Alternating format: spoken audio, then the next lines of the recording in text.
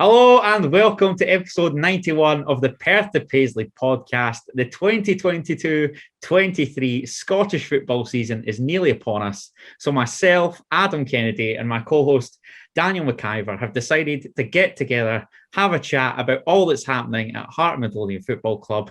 How are we, McIver? I'm good. Long time no see or speak. Yeah, no. We were just saying there before we started recording, it hasn't felt like a month, but it has. It's actually been a month and a week by the time that this goes up. I think the mood of the fan base is very much like the mood of us just now. We're just excited, really looking forward to getting back into it before an inevitable decline. That decline will be after like all the papers will build up some like title. Could this be the season? Can we finally see a league winner outside of Glasgow? Hearts might start well and then we finish ninth. Yeah. We're back to playing the Premier Sports Cup group stages before we know it. At least that's something this season. I know that's quite good for like your groundhoppers to tick off, various venues, but I cannot be sacked because we just play Inverness and Cowdenbeath every year. That's true. And we flirted with like Peterhead. Yeah, brilliant. What a buzz. But look, before we get into discussing, a summer that should have seen a World Cup, that's still a touchy subject. Scotland failing to qualify for yet another tournament. The Heart Midlothian family lost one of its favourite sons this past week as Drew Busby passed away on Friday, the 1st of July, at the age of 74. Now, McIver, we don't know an awful lot about Drew Busby, but there is a fantastic article on the club website, which I read today, containing a profile which was written by club historian David Speed, which contains a standout sentence for me in particular, saying, Hearts suffered a number of hammer blows during the mid-70s, but Drew Busby was a light at the end of the tunnel, and he always made it worthwhile coming along to Tynecastle despite the setbacks. A massive blow to the football club, isn't it, McIver? Yeah, it's just gutting, especially because now, 74 isn't that old. It really isn't. And yeah, obviously he predated us by a couple of decades at Hearts, which I'm sure some listeners always love to hear about. But I said on Twitter when the news broke that one of my first memories ever, not just football memories, one of my first memories ever is me as a toddler with my dad singing the Drew Busby song to me to make me laugh. It was like a thing you would do if I was crying or just being annoying. He was like, I'll sing the Drew Busby song and that'll shut him up. Works like a charm. Exactly. And it did. And it's so weird. I was saying this actually this past week. Because of the song, I thought up until I was about 10 years old that Drew Busby was from Newcastle. Because just the sentences, he comes from the north and he'll drink all your whiskey in Newcastle Brown. I was like, well, we wouldn't call the north where he's actually from. And they've specifically named the brand there. So he must be a Jordan. And then I was like 10 years old and I was like, oh, he was Scottish. But it's just incredibly sad. And that sentence is so important. He was playing for us during a time that we were not very good, to put it lightly. And he just seemed to be, from anybody who saw him back then, or any books or reports or articles like that, he always seems to be a name that it was like, at least we had him. So 100% just thoughts go out to his friends and family and all other fans that are affected by it. Very much reminiscent of Craig Gordon in the championship season, stroke Liam Boyce. Yes, but yeah, I think elsewhere in the article it said that he was it top 14 favourite Hearts players of all time? I don't know if that's something like that, yeah. So a massive loss, and like you say, our sincerest condolences to the Busby family and those that knew Drew personally. A great loss for the football club. However, heading into the new season, the Jambos have opted to take on a couple new recruits. I want to talk about those that have signed on first and foremost. So do I. Oh, I knew that there'd be a flaw in a big Austrian man putting pen to paper. And here we are. We finally arrived at it. Connor Smith and Peter Hanning have signed on for another season. You're probably the biggest Peter Haring fan that I know. So you've also spoken in the past of your admiration for Connor Smith. So the floor is yours. On you go. What a time to be alive, it truly is. First of all, yes, buzzing for Connor Smith. We're hearing all the plans that he's apparently going to get loaned out to a championship side until January, then come back straight into the first team because the first team will be shattered after playing so regularly for the first half of the season, so he can come in as cover for that. So, any preference as to where he'll go? Back to Queen's Park, possibly? Yeah, sure. It's somewhere that he did very well at, one Young Player of the Season there last year. So, sure, somewhere that... Sorry to just chuck that on the spot, but... No, that is a good point. Yeah, that is probably a good option for him, just a sustained period of where he's doing well. But no disrespect to him, but the big news and the one that I think the fan base was most excited about is Peter Haring signing. I'll be honest, I'd accepted he was gone. The fact that it was still weeks after the cup final and we'd heard nothing, I was like, that's it. He's gone. We currently have Devlin and McInnes who can play centre mid. We're going to need to look at other options. And then in Benny's absence. Yeah, exactly. Seemingly out of nowhere, the video came out. That was brilliant, to be fair. The Hearts admin, they've had a cracking summer, to be honest. It's been excellent. And I'm just so happy. I still think he's one of our best players on his day. I think last season he proved a lot of doubters wrong, to be honest. I think a lot of people were saying that's it, he's had his time. And then when Benny had his injury, he just came in and often was one of the best players on the park. You think of a lot of the away games that we had as well. He was often controlling the game, which has massively benefited us. I love him. He's one of my favourite Hearts players ever, easily. I saw he was having a laugh because it's now just him and Smith who are like here from the last few years. Obviously, Gordon is a much more elder statesman in terms of he was here decades ago, but of... I know what you mean, for like their active spell at the club. Because as Souttar's away, it was Haring, Souttar and Smith. They were the three, and now it's just those two. Smith hasn't beaten by a year. Smith's been here for 5, whereas... Yeah, that's right, because it was Levine that signed Haring. Yep, in that mental summer where we signed like 20 players, and only Haring was good out of them, basically. But yeah. And did we not play Inverness in the League Cup? I think we did, actually, like you mentioned, one of the many occasions. Thankfully, he's not getting to do that this season and can look forward to Europe instead. Exactly, that's what I mean. I'm so happy for him that after everything he's been through with the club, he now gets to shine in some of the biggest games in our lifetime. Buzzing for him. It is brilliant that Europe's such an additional pull factor within retaining players, signing players. And obviously, talking of signing players, just before Peter Haring opted to stay in Gorgie, Hearts clinched their first summer signing as Alan Forrest swapped West Lothian for Edinburgh. The former Livingston winger joins the Jambos on a 2-year deal. What did you make of that? Because there was talk of Dundee United, I think, were the other sort of high-profile club showing an interest, but Hearts have swooped. I'm happy with it. I think there was an air of... Some people maybe don't know much about him and just hear, we've signed a guy from Livingston to push for Europe. Is this the level we should be getting? And I think that's a bit harsh on him. I think some people were kind of turning their nose up a wee bit at the prospect of him. And I think that's harsh considering he was very good for Livingston last season. And Livingston, obviously, they just missed out on the top 6 by a point or a couple of points. But without him and Bruce Anderson, of course, I think they would have been nowhere near the top 6. By a goal, in essence, it was they missed out. Of course. Because Motherwell with that last gasp equaliser.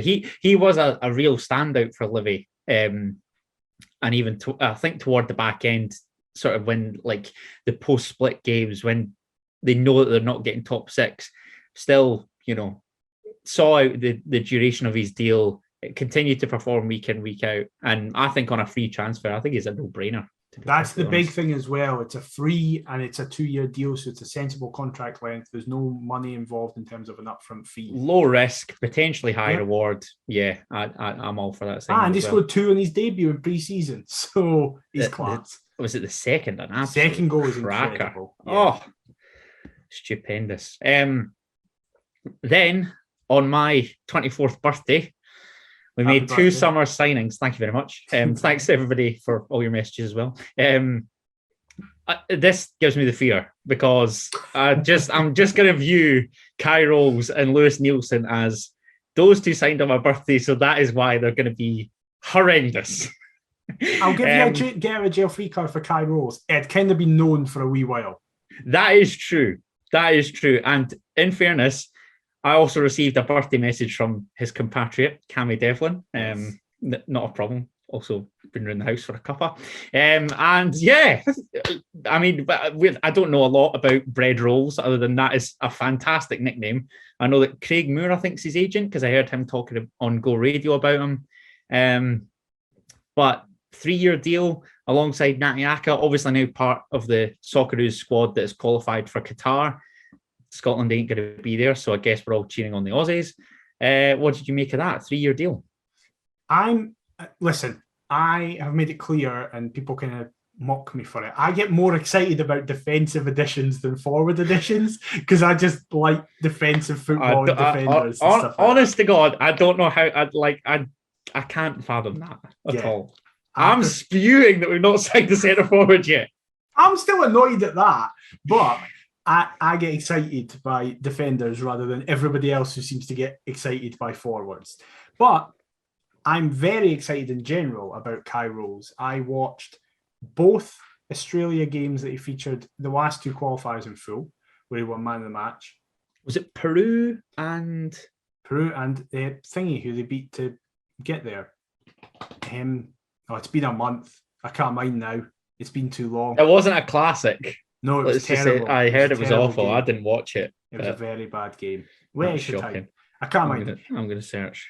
Basically, he was fantastic in them. I also watched the highlights of Central Coast Mariners versus Barcelona, where he was very impressive there as well. That genuinely, Jason Cummings up against that Barcelona backline will never not be funny to me. Yeah, that's fair. He just looks good. He fits the bill in kind of every single department that we need. He is a left-sided player again, which some people are going, that's not a replacement for Suter. Nielsen's made it clear we're still going to try and sign another right-hand sided centre-half. He's very good in the air, it seems, but then sometimes he's really poor in the air. So he seems a wee bit inconsistent there. But in terms of passing, he's very good. In terms of ball winning, he's very good. In terms of his positioning, he's very good. And with his age, we've got, much like Atkinson, we've kind of, with the contract length, given them time to develop. I'm very excited. June 98 when all the cool kids were born. Australia got the better of Peru on pens. Mm-hmm. It was the UAE that they beat in the round prior. It was, yes. So I'm just looking at their 3-4 rounds, then a final. Yes. Absolute nonsense. Fair play to them. I'm buzzing for them. And of course, we hope that, all 3 of our Aussie Jambos can make it in the squad. Lewis Nielsen, of course, like I say, in the same day, not the gaffer's boy, but followed in the gaffer's footsteps by swapping Tannadice for Tynecastle. He joins again on a 3-year deal, I think it was, after his Dundee United contract came to an end. We've just had a defender that we nicked from Dundee United for a minimal fee move on to Rangers. Needless to say, we hope that isn't the case again, Lewis. They're basically a feeder club for young prospects. United, Hearts, Rangers is just going to become the pathway now. Basically, I won't lie to you and pretend that I knew a single thing about this guy the day before we were linked to him. I'd never really heard of him either. I will say, it's come out today as we're recording this. We're recording this on the 5th. I feel a wee bit bad for him because he said he's had to delete social media because of the abuse he was getting from Dundee United fans. So that's always a bonus.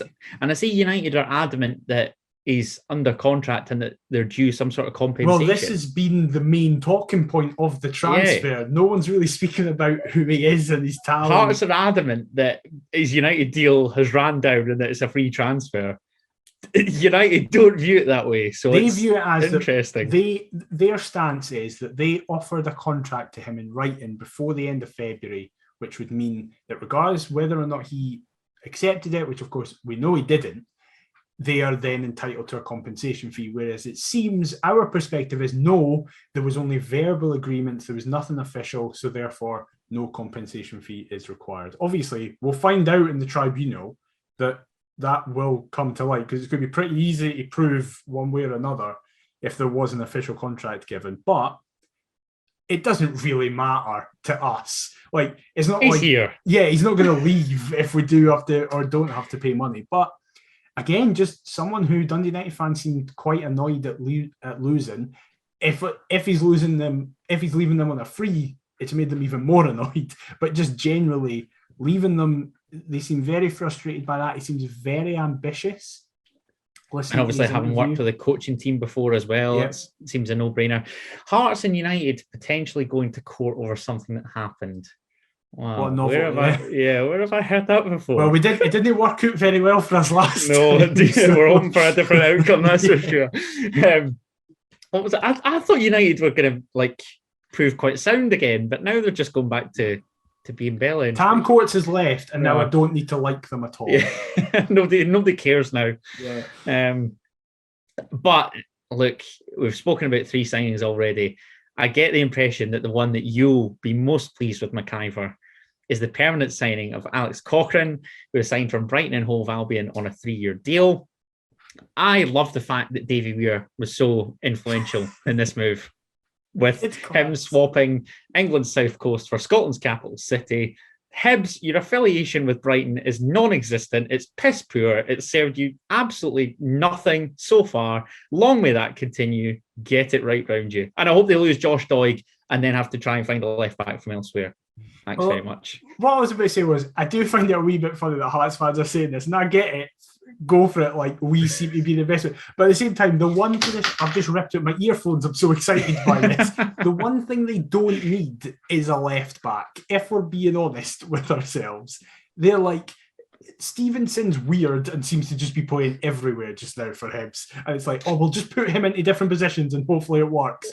And Josh Doig currently looks like he's staying, even though some people were like, well, because Calvin Ramsey's went for this amount of money, that means Doig is going to go for the same amount of money, which is not how it works. And of course, and I don't know if it's just lazy journalism, but it seems as though there's counting on a domino effect for Aaron Hickey moving to Brentford, as though Bologna are going to look to Edinburgh yet again for a young Scottish left back to develop. Just snap up Josh Doig and then leave Hibs to figure it out for themselves. But I have no idea. But anyway, on Alex Cochrane. Yeah, I got to use my graph in the last episode. Oh my God. The graph.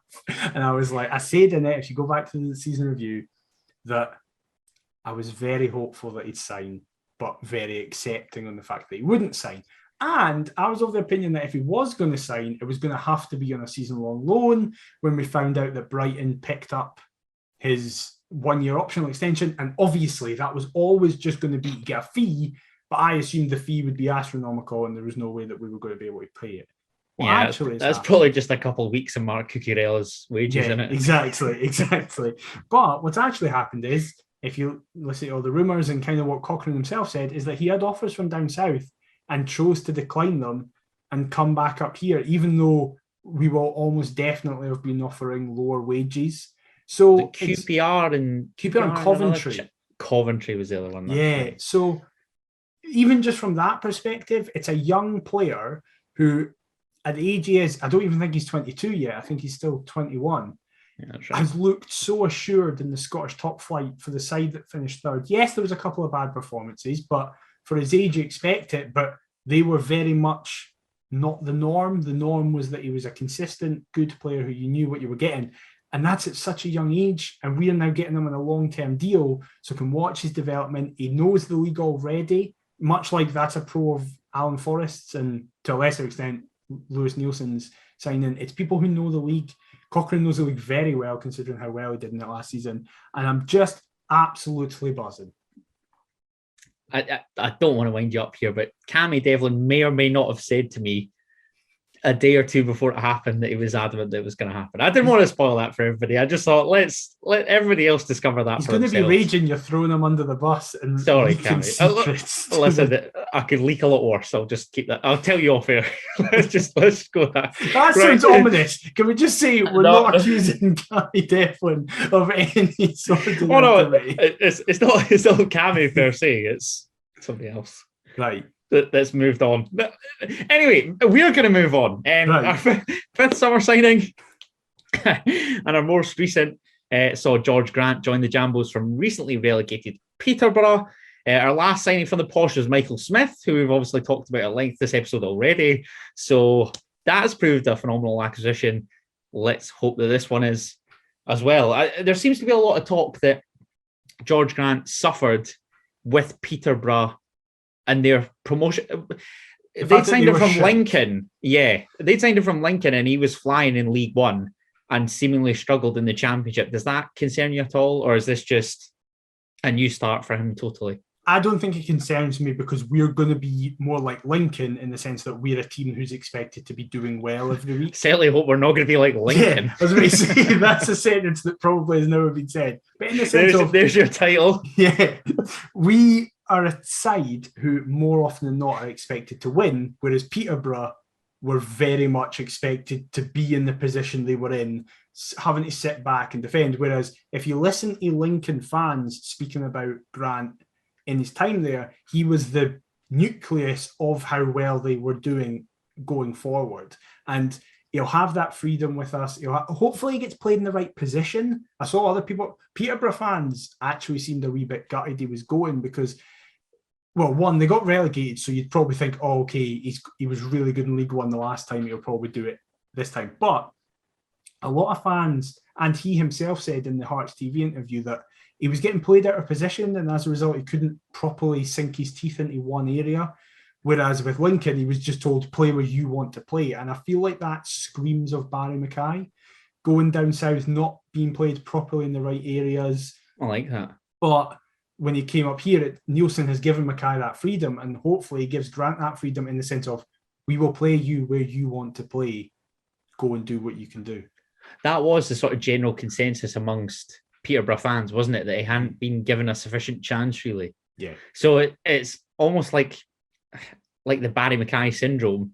Again, that sort of screams to me like Aaron McEneff as well. Now, obviously, it's another competitor for McEneff. Yeah. So I don't know whether he slips even further down the pecking order or what the script is, but hopefully we can see more from both next season. And with more games, hopefully that should yield more opportunities. I think that will be the case.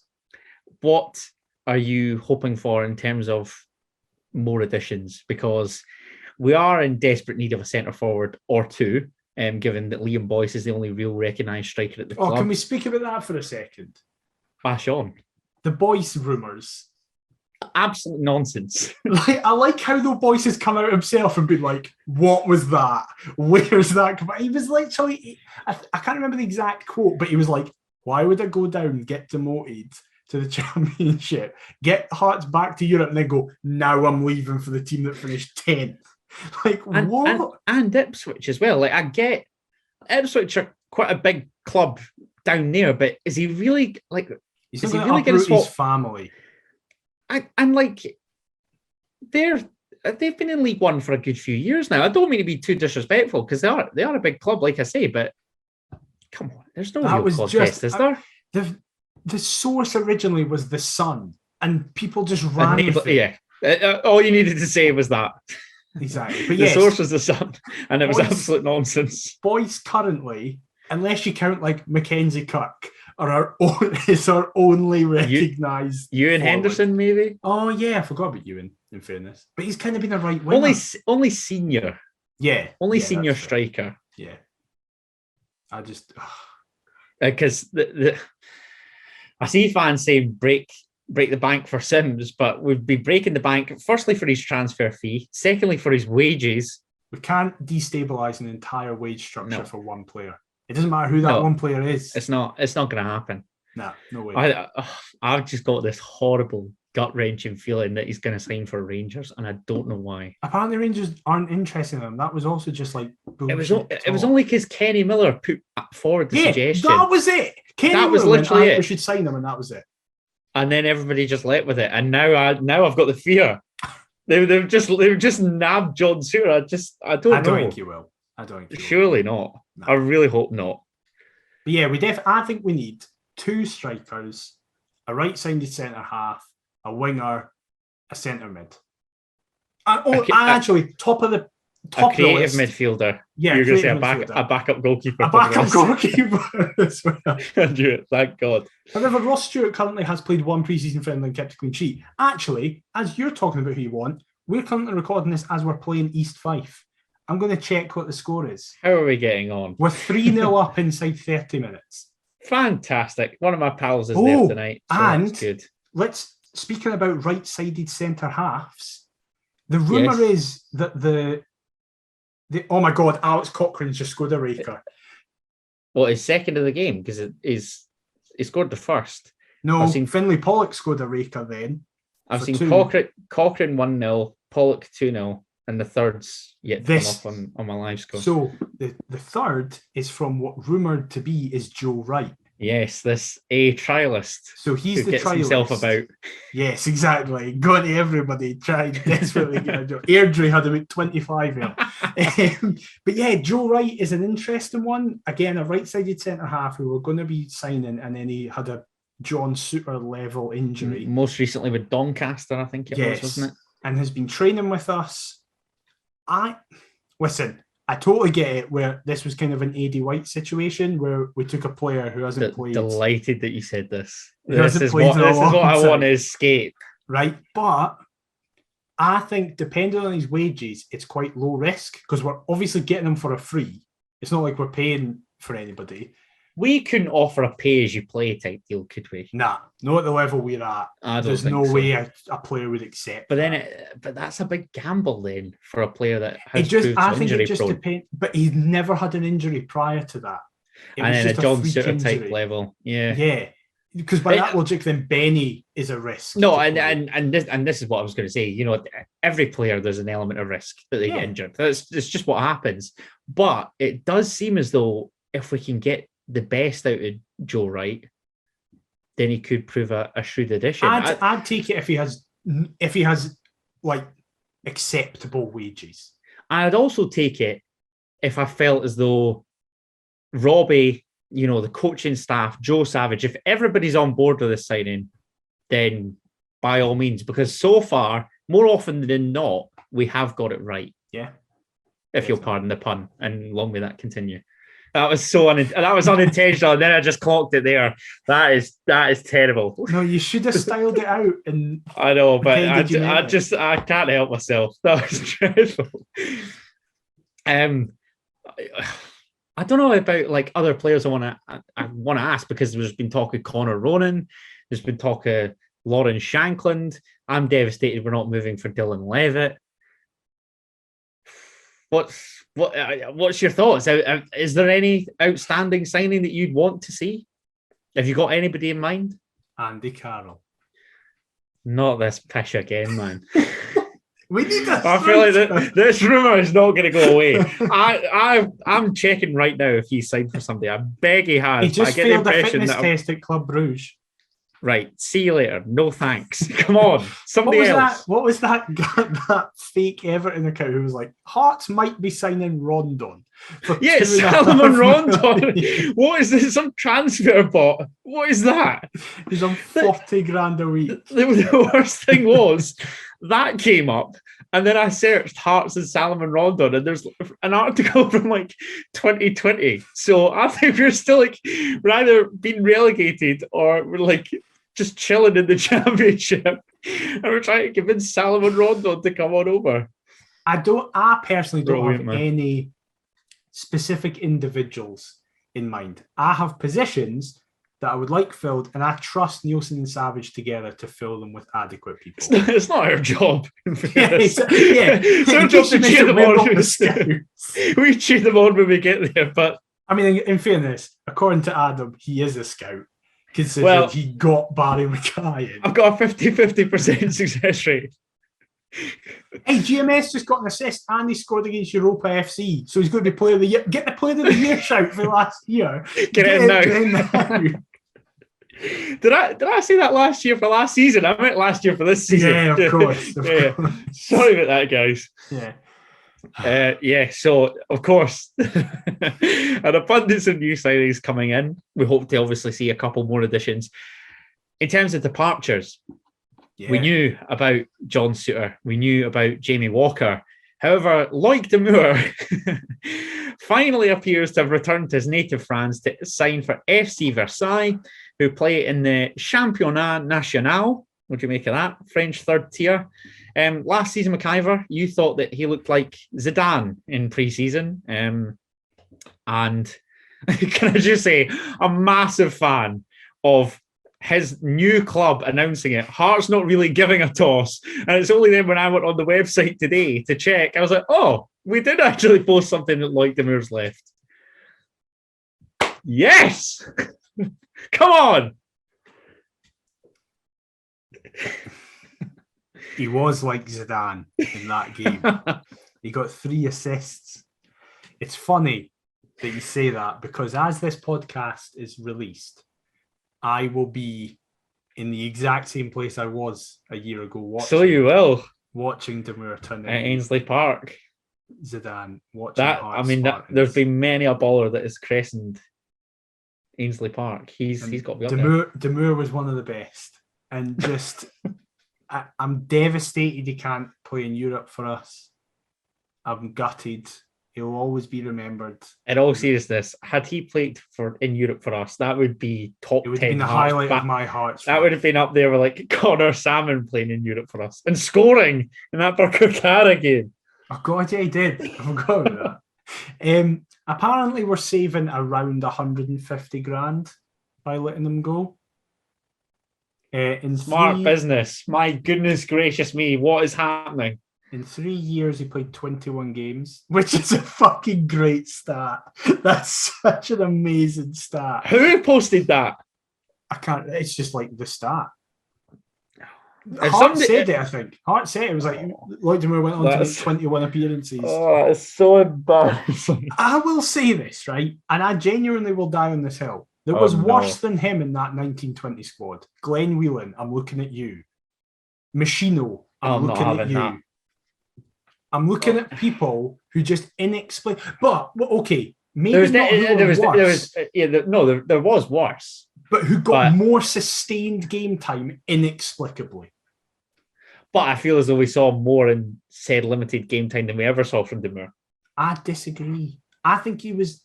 Remember that Hibs game, that Easter Road derby where he was legitimately really good. Yeah, but they were pants that night. We were bottom of the league, mate. No, we were great, and we were surprisingly brilliant. That was one of the best derbies I've been to. But they were gash that night. I think he would have shone in this Hearts team. I think he would have been one of the best players. Seriously, you need to put the drink down. I think I didn't even drink. Imagine what I would be. I know, but now I'm convinced that that's a lie. Yeah, exactly. You have to be on something. Keeping it in. He will always you got a bottle of water with your vodka. Yeah, exactly.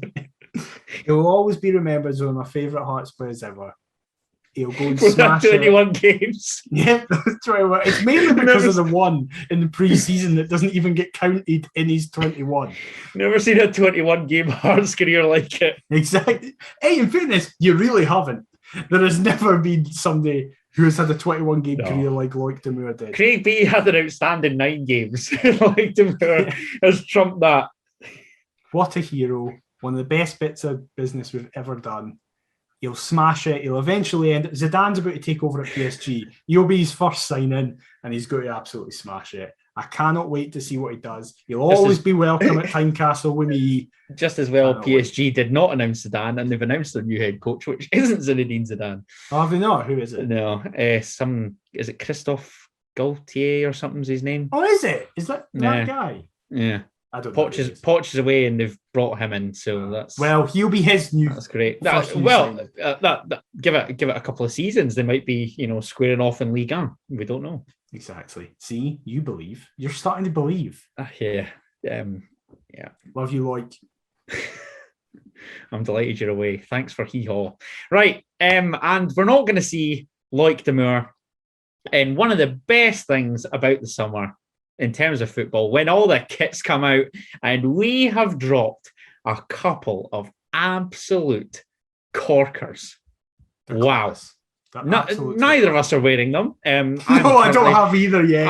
I'm currently skint. I've been to Tynecastle many a time with where I now work in the summer. Not passed into the club shop to purchase a new top yet. Financially disadvantaged at the minute, people, but that's fine. We'll get there. We'll get them, because that, to me, this is the best pair of kits that we've had since 2014-15, without a shadow of a doubt. I loved last year, though.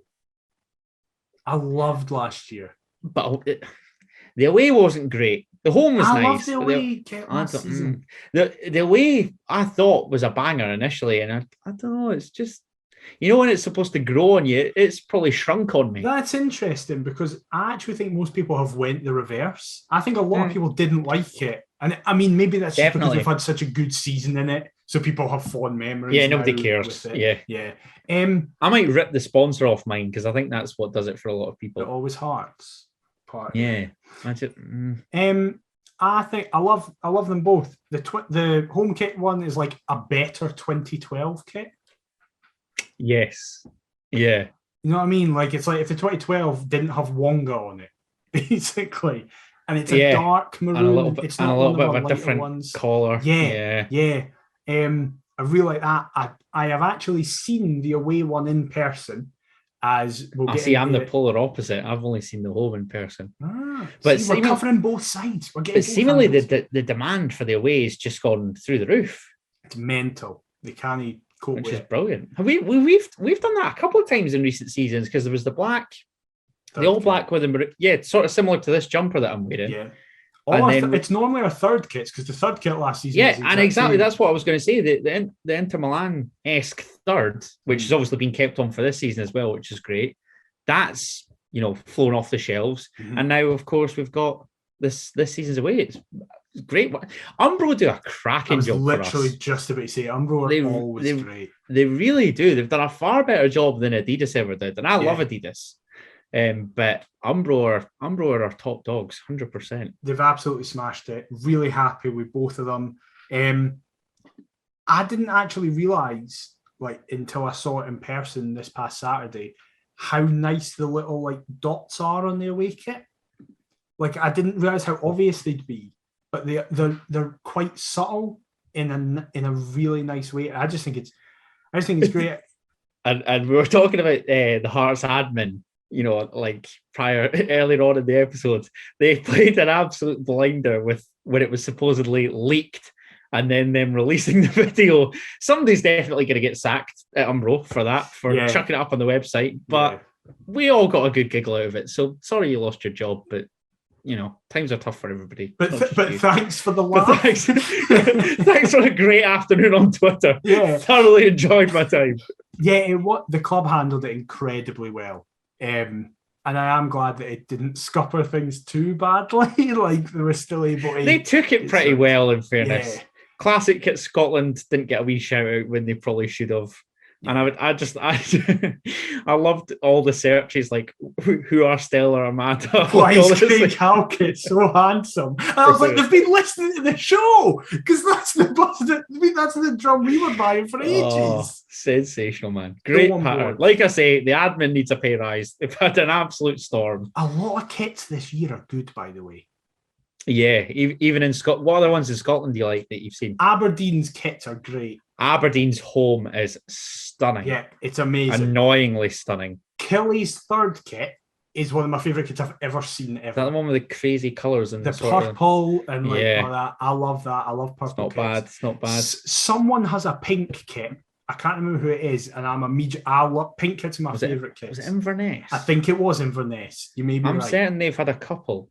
You may be right. So I feel like that's just continuing. I don't know. If it was Inverness or whoever it was, you've smashed that. I hate to say it, but Celtic's black with the green stripes is really nice as well. I haven't actually seen that one. Oh, it's annoyingly nice. Oh, is it? Same with the Aberdeen, yeah. Hibs' new home is honking, man. I have a It's Hibs mate. dreadful. I have a Hibs mate who I work with, and I was able to be the one to show me. So I just like turned my phone. They went, right, that isn't real. Show us the actual one. I was like, no, it's hyphing. It's very bad. I'm trying to think of others throughout the league. What do you make of the Motherwell home? You seen the Motherwell home? Oh, the Motherwell one's great. Yeah, it's so nice. That's one that sort of has it's growing on me. I thought it was a bit, when we had the sort of 10-11 Ajax style, yeah, and everybody said that the stripe was kind of too big. Yeah, I thought that initially about the Motherwell home, and now it's growing on me. I think Motherwell always have a good kit. Yeah, they are. I'm convinced they always have a decent kit. I will say this: a kit that I seem to have a different view on a lot of people is I don't like Dunfermline's away. The maroon. Was that the maroon? Yeah. I don't like the colour on it. I love a colour. I love a colour on a kit, but it's too big. It's really 90s, but in a bad way. Because I love our away keeper kit, the red one where it's like mental. That's bonkers. I might just buy that. Yeah, I've never bought a goalkeeper kit in my life, but I'm very tempted. Our keeper kits this season are weird, and I'm full of. But keeper kits weird, should be wacky, weird. And wonderful. Yeah. It's like we're paying homage to, as you say, like teams of old with just bonkers. You know how the club have that collection on at the minute, and they had one. I think it was like the 5th or 6th one, and it was an old goalkeeper kit, and it's literally like crazy colours. The pink, diamonds, yellow, diamonds all over it and whatever. Yeah, we need some more of that. Need some more of that shit in our lives. 100%. And yeah, I'm trying to think of other topics. Of course, we've got, as well as the first team, we could be talking about the B team's results on here, given that Hearts will join both Celtic and Rangers in having a second string participate in this season's Lowland League. I'm pleased to see them playing in Rosewell. Ferguson Park. That's not too far away from my gaff. I'll be back at uni, but I think the old man's going to nip along to a couple of games and whatever. I was there at the weekend. There we go. You can tell them all the hot spots. Exactly. and yeah, obviously none of the 3 B teams can be promoted. They're playing alongside another 16 teams, I think it is. Obviously, your local team, Gallifrey, in there. Other Edinburgh sides, Spartans, Civil Service Strollers. We've even got Trinent Juniors now, of course. Yeah. All in the 5th tier. What do you make of it? Do you remember when everybody thought that it'd be for a season? That was just the gruesome twosome. Yeah, what a buzz. Well, there was a lot of discussion last season about how, Rangers and Celtic are only in it for a year, it's fine. And everyone went, no, it's not. Of course it's not just going to be 1 year. And listen, there's no reserve league anymore, which is ridiculous. And if I'm looking at this through a Hearts perspective, this benefits us. Obviously it does. It gives our players the ability to be playing regularly and aid the development. But then when I look at it from a just general footballing perspective, a lot of Scottish football fans, especially clubs the size of us, Hibs, Aberdeen, Dundee United, Motherwell to an extent, often complain about Celtic and Rangers strictly viewing Scottish football through their eyes and only caring about them. And when Sky and BT and Premier Sports and stuff like that, they just go, right, what's Rangers and Celtic doing? We'll focus on that. And we always complain going, it's ridiculous. Other clubs exist. We should be focused on that. Well, I think we then have to listen to Lowland League fans and lower league fans who are saying, well, it's a bit ridiculous that Hearts, Celtic and Rangers can just come in and because of their size, put a team into the league. Like, additionally, I think it would be better, and listen, this is just a personal view. People going, well, we need them to develop, then send them out on loan. Like, that's what the loan market's there for. I know it's maybe it's not the same, obviously, because with the B team, you can get them in a system and a formation and a role that means that they then just seamlessly come up into the first team and do the exact same thing.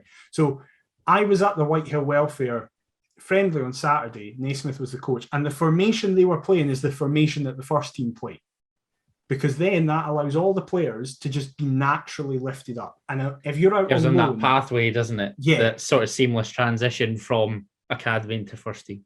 And I understand that if you're out on loan, there's not that guarantee. You could be chucked into any formation, any position that manager wants you to be in. But surely that molds you and benefits you as a player. Because it can provide adaptability, you get more experience and stuff like that.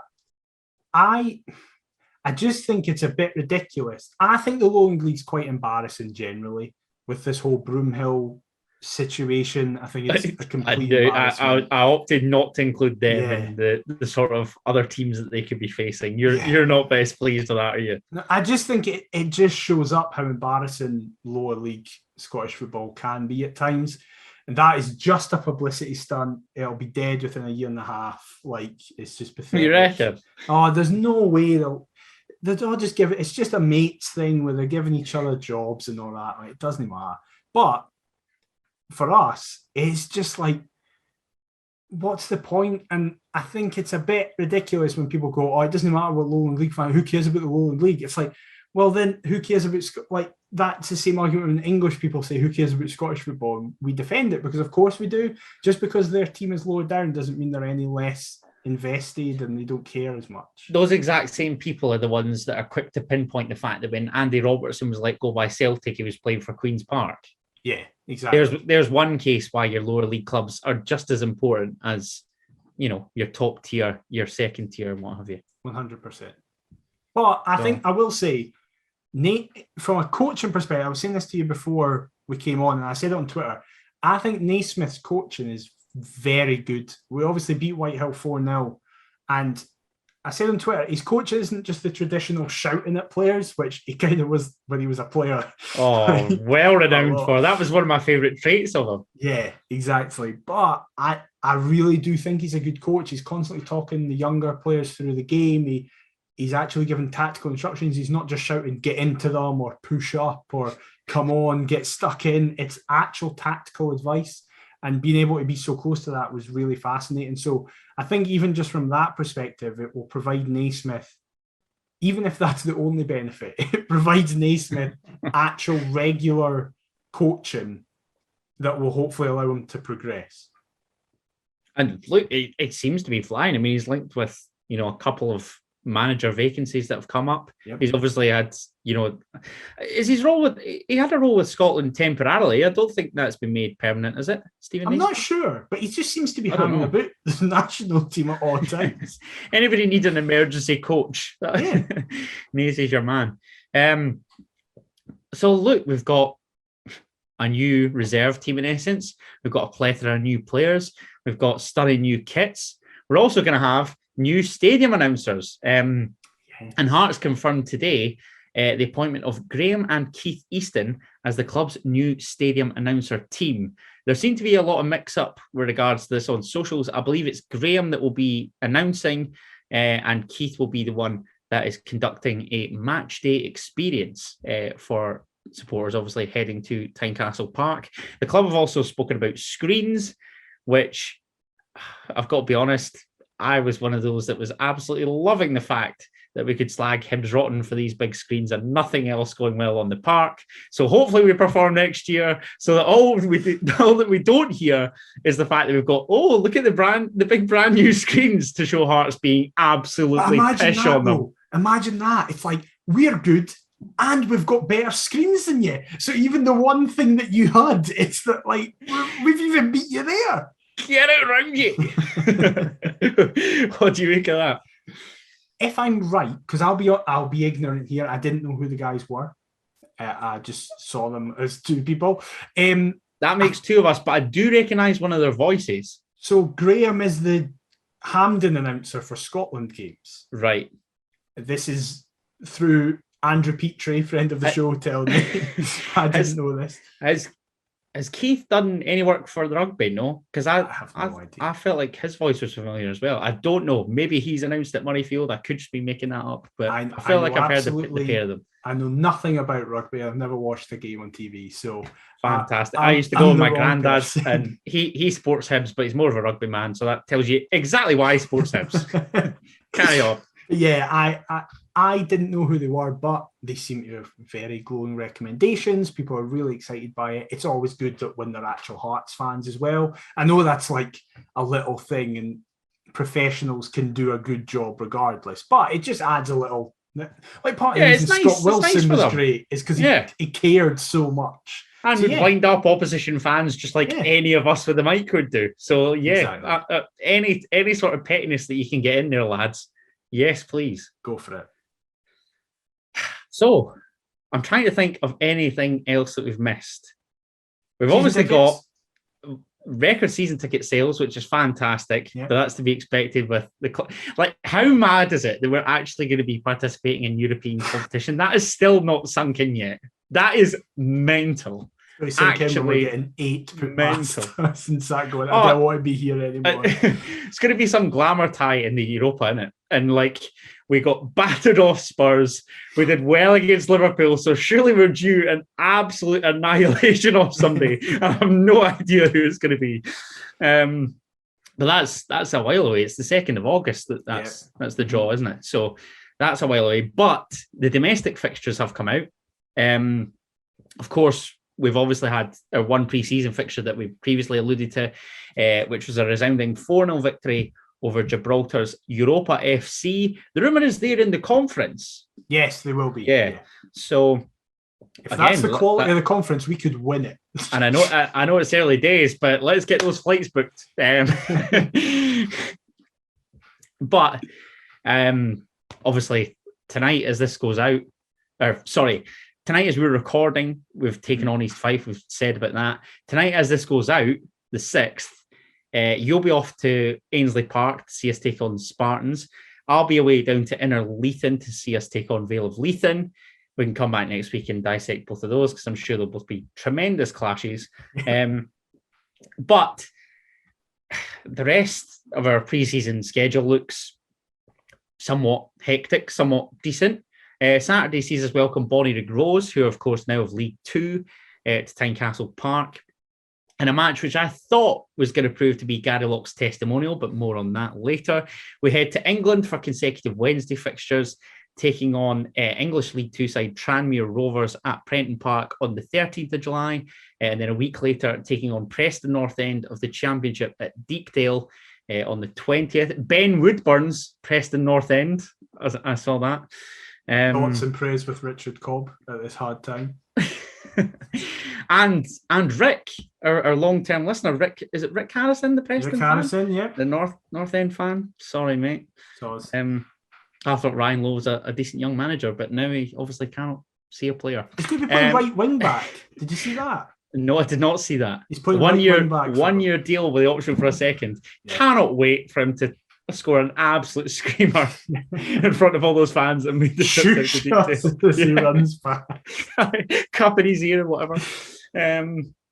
And then Saturday the 23rd, I'd mentioned Gary Locke's testimonial. Hearts take on Stoke City, and I see that Rudy Scatchell has already thrown the teasers out on his Instagram, saying that he has a big game to prepare for. Make of that what you will. And then, of course, pre-season's done. The following Saturday, what's that, the 30th of July, it all gets underway again. Heart Midlothian hosting Ross County in their Premiership opener. I won't be in the country, so I'm giving my old man the ticket, but I'll be cheering the boys on from 3,000 miles away nonetheless. What did you make of the fixtures when they came out? Did you look at that second week and go, oh, that mob at Easter Road, great? Or what did you make of it all? Well, first of all, Stephen Kingsley's just scored a sweet strike from range, so we're 4-0 up. I mean, imagine my surprise. Yeah, exactly. I cannot believe it. Well, the Edinburgh Derby that you picked out there is 4 days before my birthday, so I could have a great or terrible birthday week. Well, we've got a decent record on your birthday. Yes, we do. We're not going to get into this again, but one derby in particular. This is the hope. This is the hope that we get something like that. Ross County at home, cannot wait to be 10 minutes in. First corner hits the first man and we boo. I'm really looking forward to that. You were talking about your birthday. 1920, I was on holiday in Nice. We drew 0-0 at home to Ross County before being relegated that season. I beg when we're away, I beg that we stuff them. Don't care the scoreline. Just win, please. And then I'll feel better about the campaign to come because I've got this fear That like I've harped on about this last season. We have to get off to a good start. Because Europe's going to hit. We're going to have a plethora of fixtures to contend with. It's going to be grim. I'm expecting the run up to the World Cup to be absolutely horrible. Mm-hmm. And then potentially after that, we can salvage an already hopefully decent season. But it all depends on that start.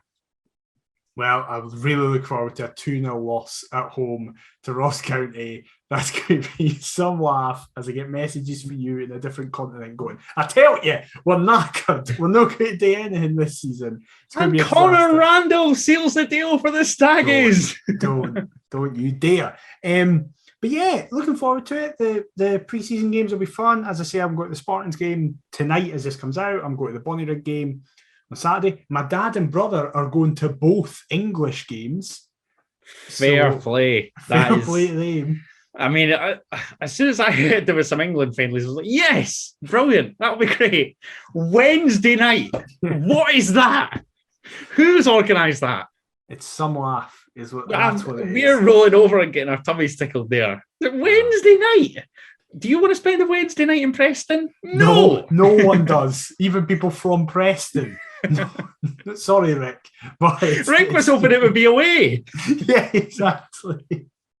But yeah, I'm just really looking forward to football being back. At that Whitehill game, it was a B team, but I was just buzzing to be back at football. I met Daz, a fellow podcaster who's sound. It was lovely to finally properly meet him. And I'm delighted you said this. Like, the summer is shite. Yeah, see if there's not an international football tournament on. I ain't interested. Yeah. I'm trying to watch Wimbledon. I quite like my tennis. It's not too bad, but just Nick Kyrgios is cracking me up. See, this is the thing. I don't watch tennis, right? But I've seen part about him. And everyone's like, he would be great in football. He would just be a wind-up merchant. He would. But, I mean, that was obviously before FIFA sold their souls for money. Oh, my God. Is this 5-zip? Not only 5-zip, we're winning the league because we've just scored for a corner. Right. I'm going to the bookies first thing tomorrow morning. We just scored 5 in the 55th minute. Staunch, Jesus. Exactly, how fucking staunch is that? Stephen Richard's going to come for me, so I can feel it. I can feel him through the screen. Stephen Kingsley gets his second as what a wonderful footballer. Can't signed, wait to see him. He was signed for this. George Grant, corner. Apparently he's a very good set-piece taker. Oh, so we're going to have all of Hearts Twitter absolutely soiling themselves. Yeah. He is the second coming of Messi. Brilliant. Yeah. That's great. Very excited to see all of these guys playing again in competitive games. So what? Should I stick my dough on just the league or a domestic treble or a quadruple? What are we saying? It's hard because we might get tired after winning the treble.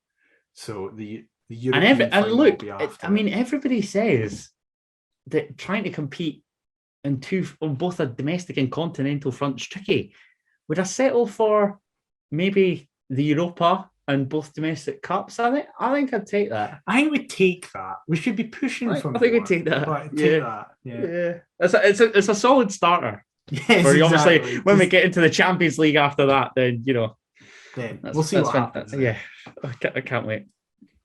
But finally, before we round off the show, because we know that we've been at it for an hour, we're going to try and introduce a new element because basically I just love a little quiz element in a podcast, so we're going to try and chuck one in every week. Sell it as an original idea.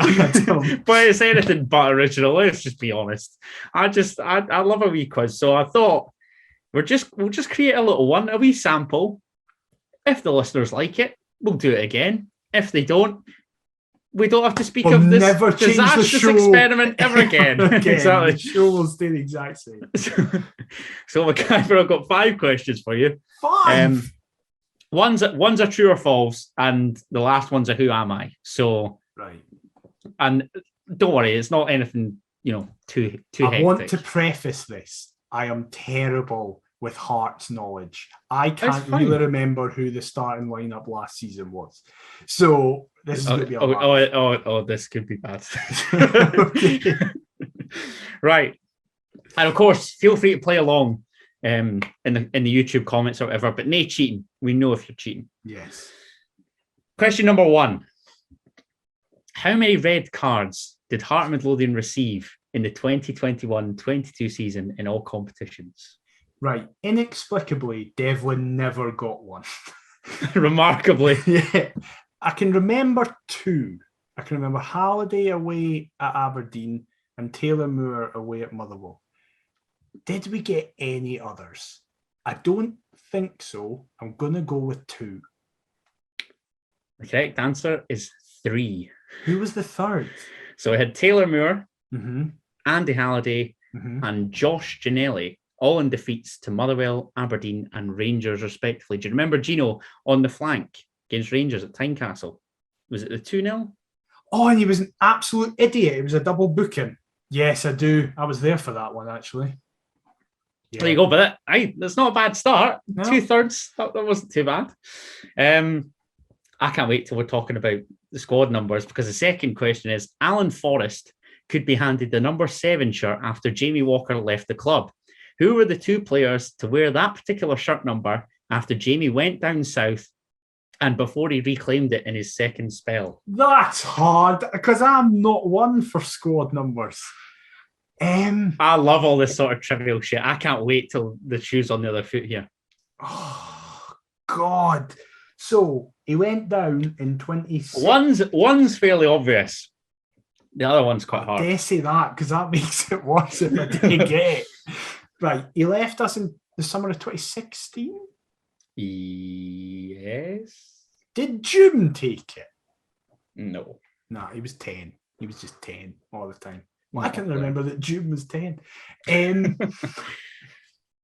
One was obvious. Folk are going to be furious at me that I'm not getting these. Can I give you a clue? Yeah. Craig Levine signed them both. Well, he signed 85 players. So that is the worst clue ever. One was a good fit for a player's position and the other wasn't. There you go. That's all I'm going to say. I don't even have names coming into my head. So I'm going to go with Bobby Lamal and Colin Doyle. Am I right, Adam? Come on. New segment. Let's go. No. Got it. The correct answer was Danny Amankwa. Oh, my God. Do you remember him? Yeah. And Ollie Bazanic. Oh, but I should have got Bazanic. That was my fairly obvious. But Danny Amankwa would have been impressed. By the way, Kingsley's just scored a hat-trick for a penalty. That's it. I'll go to the bookies and he's going to be top goal scorer next season. Yep, exactly. A month's wages on it. Right, Easy money. Continue. Not a problem. So here's your true or false. True or false, Gary Mackay-Stephen has twice as many Scotland caps as Stephen Kingsley. So does GMS have 2 Scotland caps? Because Kingsley has 1, I think. I don't know. Kingsley spoke about the fact that he got on for the last 25 seconds for a game and didn't touch the ball. Has GMS played more than 1 time for Scotland? I'm gonna go with yes, true. It would be correct. True. He's made 2 appearances for Scotland to Stephen Kingsley's I was right 1. with the numbers as well. I'm chuffed with that. You were. Well done, mate. Good knowledge. Thank you. Thankfully, the Jambos don't have to participate in this year's Premier Sports Cup group stage. But who made up the Men in Maroons group last season? Oh, last season. Yes. Because I can kind of remember the season before, because it was the Craig Whiten coming out party, as he did very well. Right. Not in a sexual sense, I don't think. No, but if but fair play to him. Yeah. Love who you want to love. Inverness were in it. Yes, they were. Oh, was this the season before? East Fife? I'm looking at East Fife and I just feel like we usually play them. Just shove them in there. Yeah. I don't think... Oh, Cove. Yes. Bear in mind, this was the last one that was done geographically. Oh, God, aye. So you got Inverness, Cove, and 2 more. Alan Forrest has just come on and scored with his first touch, by the way, 7-0. Fantastic. Don't try and change the subject. Right. Hearts, Cove, Inverness. It wasn't Arbroath. I don't know why I brought it. We did episodes on this last season. I know, but I hated it because I can just remember that we got beat by Celtic in the next round. Coincidentally, this is the only Premier Sports Cup group stage we've actually been decent in. We did well in. It wasn't Cowdenbeath. No. But we played Cowdenbeath like years before. Was got this the year we also got Peterhead again? I don't know, was it? Peterhead. Correct. So you got 3 of the 4. God, what league were they in? 2. Bollocks. You've already had your championship representative and 2 League Ones. So you got a League 2. I could barely name you. It wasn't Stenhousemuir. That was years before. That was like 2018. That's right. We went to that game. We went to that game. Craig Halkett saved our bacon. Yeah, we did. He did indeed. I genuinely am like, who are League 2 teams? Wasn't it Kelty? Who did Finlay Pollock score against?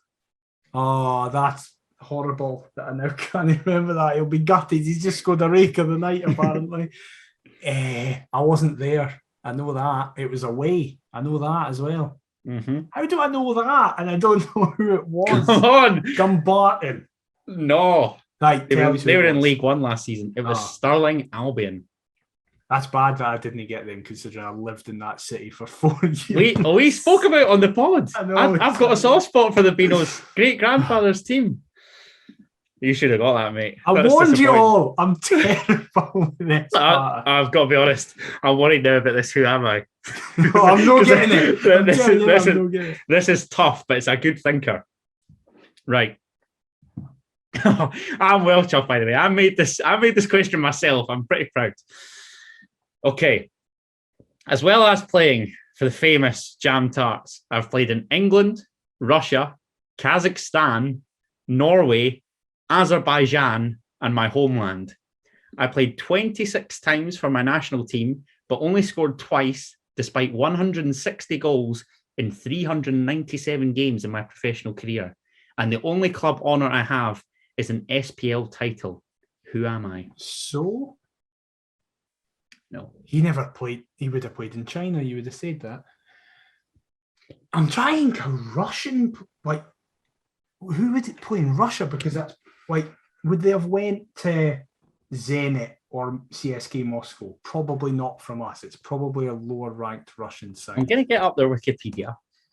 I'll tell you who they played for, because okay. I don't know that off the cuff. Okay. In Russia, they played for Anzhi Makachkala. Right, I've never heard of them. That was the team that was like the minted one that Eto'o and Roberto Carlos and all that ended up at. Yeah. Right. I think that was their only Russian team. The rest all look as though it's the homeland. Did you say how many times he'd played for Hearts? No, I didn't, but I'll give you that. According to the Wikipedia, 19 goals in 47 games for the Jambos. Isma Goncalves? Nope. Think about it. They'll have to have won the SPL. I'll give you the year if you want. So they won the SPL title with Rangers in 08-09. Oh, God.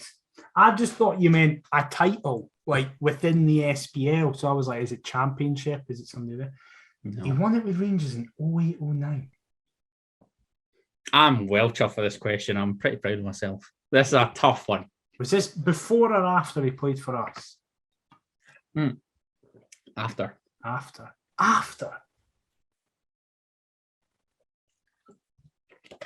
Right, well, it wasn't.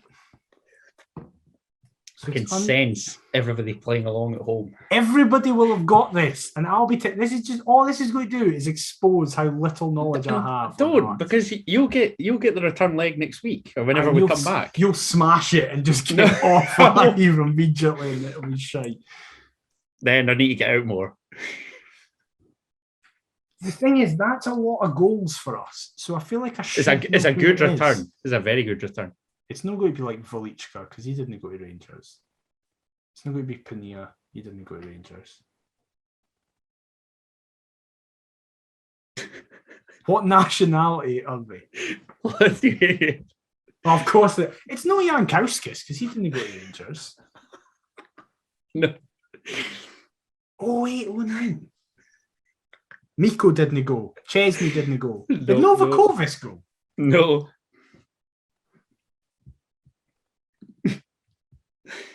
It's no Rudy. 160 goals in 397 games. That's amazing. Not bad. And he's Lithuanian. Mm-hmm. He played for 2 other Scottish clubs besides Hearts. So Hearts, Rangers, and somebody else. Mm-hmm. Dundee United. Nope. I have absolutely no idea. Who was it? You are going to be raging with yourself. It's not Velichka. It can't be Andreas Velichka. It is Andreas Velichka. Was it Velichka? It was. So I technically got it and then didn't get it. Well, you said it wasn't in a throwaway comment. Yeah, but in the sense of his name came into my brain and then I was like, Why do you think I started laughing? You literally talked about it's no Velichka, it's no Perea. I tried my best to hold in my laughter. God's sake. Velichka, it was. So it was Velichka. Why didn't you say something about hair?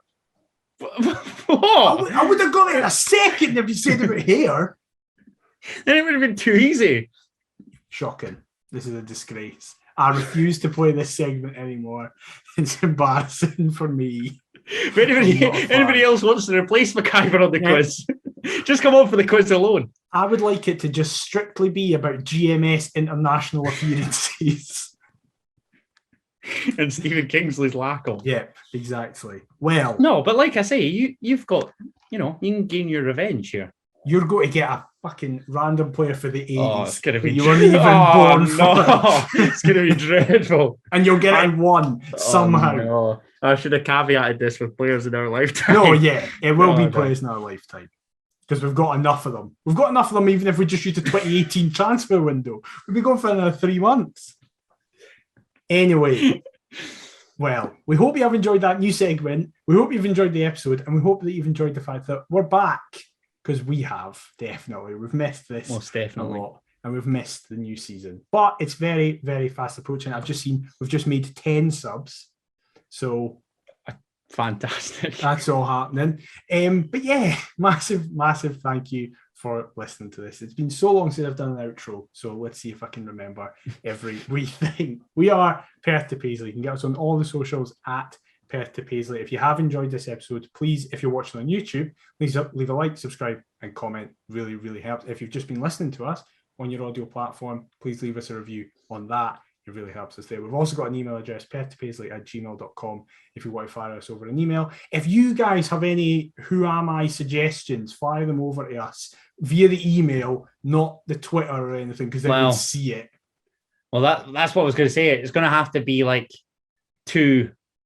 one or the other for the other person. Yeah, but that's fine. It'll just be the week that so for example, this week, Adam won't check and stuff like that. Like, fire them over to McIver or whatever. Yes. So we'll do that. But yeah, any other queries as well, you can get us perthtopaisley@gmail.com. Adam, where can they get you on all the socials? They can get me on all the socials at Adam T. Kendall. And I just want to say, my gran passed a couple of years ago, and I was at a sort of service for a cross being dedicated to her at our local church.